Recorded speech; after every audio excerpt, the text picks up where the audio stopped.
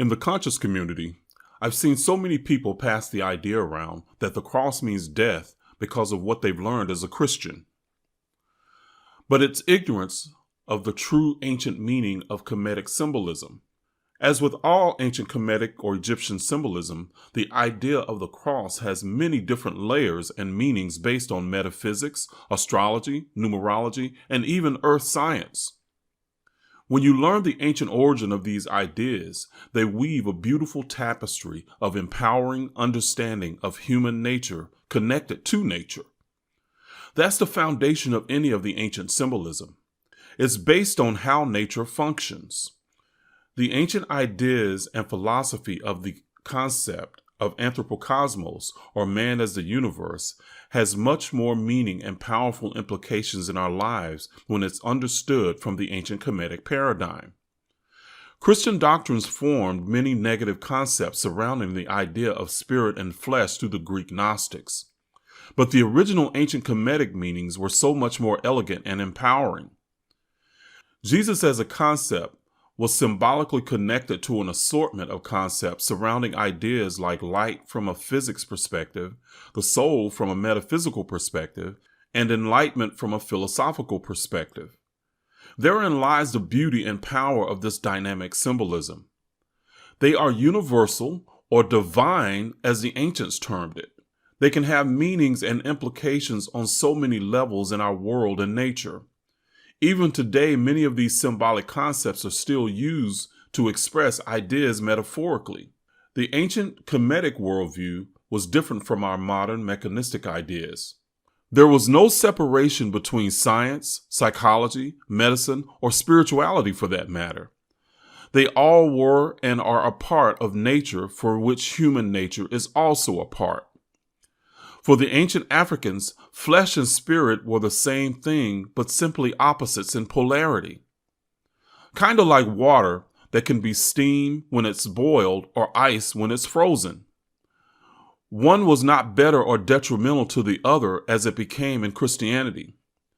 Ideas that became good and evil, or battles of light and darkness in Christianity, were simply explaining the science behind the opposite poles and how they operated within ancient Kemetic teachings.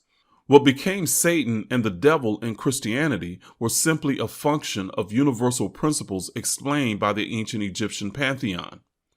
The personifications were a brilliant and simple way for the Africans to explain the workings of our mind as much as the birth of a star.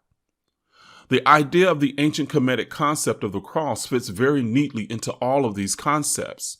On a few of the different levels, it's about the metaphysical elements needed for a soul to incarnate into the physical. The cross is the foundation of physical matter as the number 4 in numerology. It's also about the way our eyes work when projecting onto opposite hemispheres of our brains or crossing. Again, the cross has many layers of meaning. Here I will break down one simple metaphysical meaning that has been misapplied in the conscious community and Christianity. One ancient meaning of the cross is the ancient Kemetic idea based on the soul crossing over from the metaphysical world into the physical world. Because the soul gave up its omnipotent awareness to merge with the physical body, the ancient Africans said it died on the cross.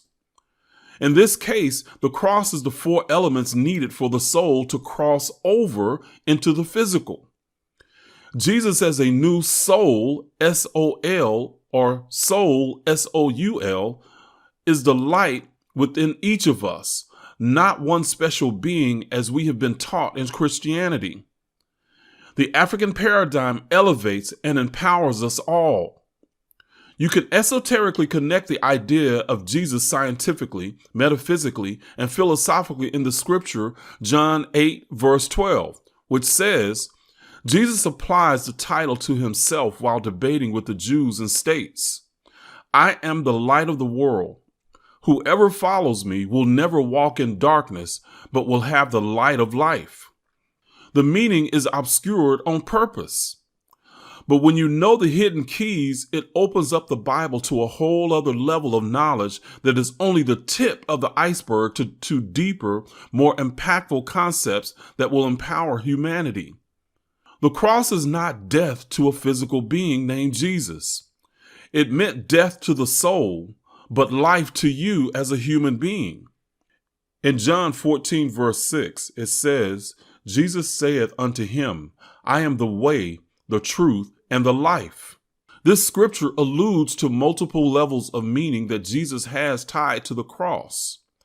But the implications are that there is a deeper knowledge waiting to be tapped into when they are enlightened. I know that there are many pastors that are struggling right now with knowing the truth, but having to continue the lie because it is financially expedient to do so. You struggle with feeling like you're selling out your congregation, but with the obligation of having to care for your family. You struggle with being judged by others, even if you told the truth. Why didn't you do it sooner? It's a no-win situation. But I get it. When you're the protector and provider, you do what's needed to make sure you and the needs of your family are met. Any man or woman should be able to understand that battle. So no judgment here. But there is a way. You can heal others and help yourself and your family. If you're a current pastor, minister, or former pastor or minister that has awakened to the truth and wants to learn these ideas and preach the truth, you can work with me to learn these concepts from their ancient empowering meaning. You can develop a six-figure income or more by coaching and consulting with others. You can be the one that brings this knowledge to other pastors. The only limitation is your vision and imagination.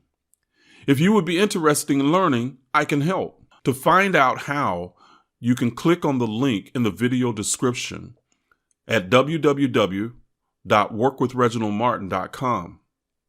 Thank you for watching. Please subscribe, like, and share with anyone that will be consciously enlightened and vibrationally uplifted by this.